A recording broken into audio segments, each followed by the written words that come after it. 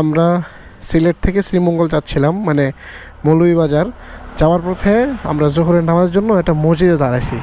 মানে মসজিদটার নাম হচ্ছে ইলাসপুর কেন্দ্রীয় জামে মসজিদ।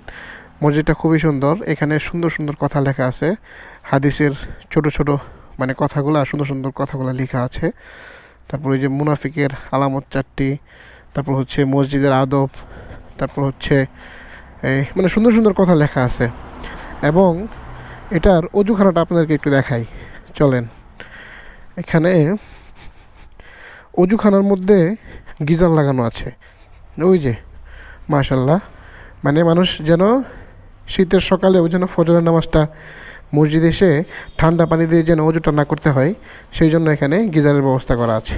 মাশাল্লাহ মাশাল্লাহ, যারা এই কাজটা করছে তাদের জন্য দোয়া করি।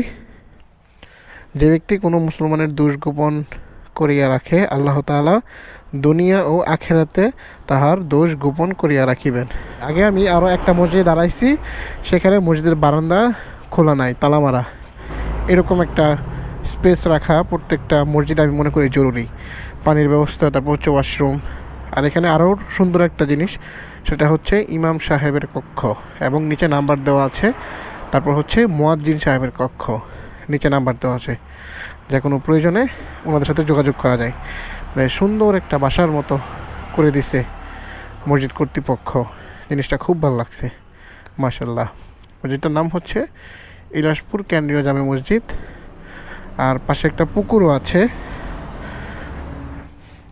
এই যে এইদিকেও বারান্দা আছে, বিশাল বারান্দা।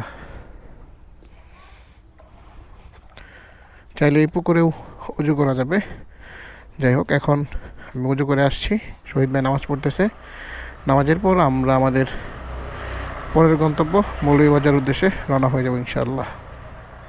মাশাআল্লাহ, সিলেটে আমি অনেকগুলো মসজিদ দেখছি, অনেক সুন্দর সুন্দর। একটু আগে আপনাদেরকে দেখাইলাম একটা মসজিদে আমরা নামাজ পড়ছি, মসজিদটা খুব সুন্দর। একটু সামনে আসার পর এখন আরেকটা মসজিদ দেখছি,